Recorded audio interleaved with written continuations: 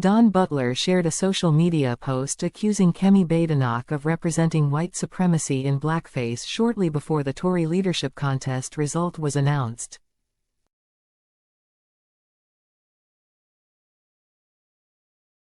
Dawn Butler shared a social media post accusing Kemi Badenoch of representing white supremacy in blackface shortly before the Tory leadership contest result was announced.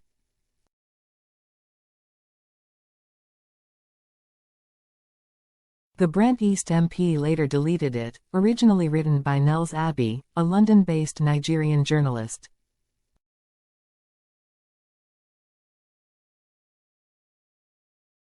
It was titled Warning: 7 Rules for Surviving a Kemi Badenoch Victory and listed handy tips for surviving the immediate surge of Badenochism.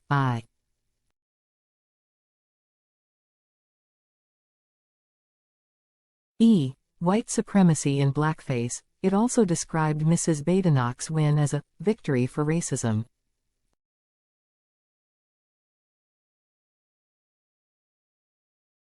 Tory MP Ben Obese-Jekti, it said, called on Sir Keir to remove the whip from Ms. Butler.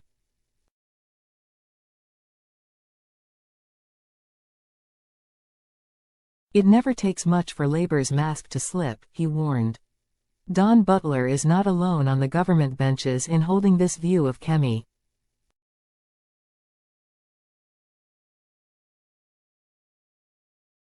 This will be a test to see whether Keir Starmer removes the whip, or effectively condones Butler's abhorrent approval of this smear.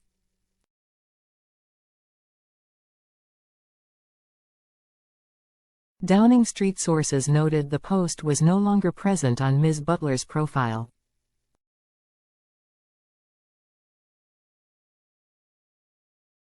In a message to the new Tory leader, the first black person to lead a major UK political party, Sir Keir said it was a proud moment for Britain.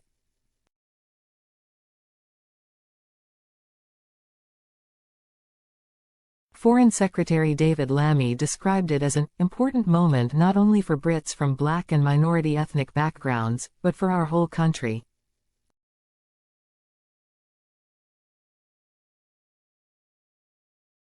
Earlier this year, Ms. Butler backed Doctor Who actor David Tennant in a row over Mrs. Badenoch's stance on transgender and women's rights.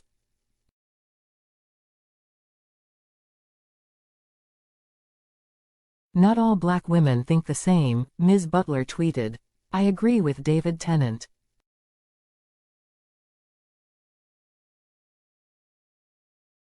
Mrs. Badenoch said she would not shut up after Tennant suggested she should do so at the British LGBT Awards.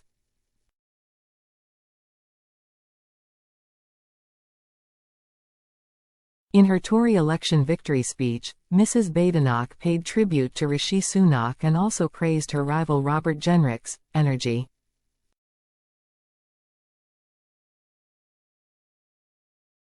However, she acknowledged that the previous government had let standards slip, and the party must woo back voters.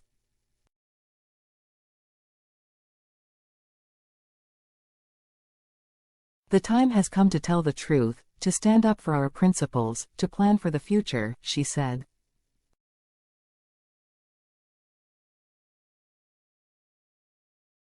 Appealing for Mr. Jenrick and other senior figures to join her top team, which will be appointed in the coming days, she told him, "You and I know we don't actually disagree on very much.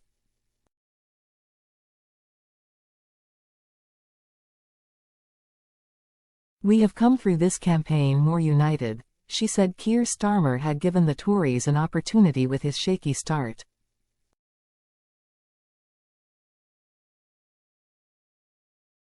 The PM is discovering all too late the perils of not having such a plan, she said.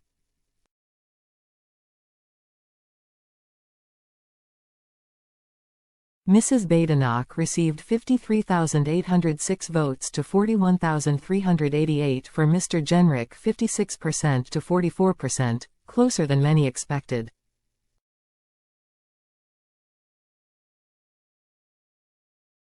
Turnout was only 72.8%.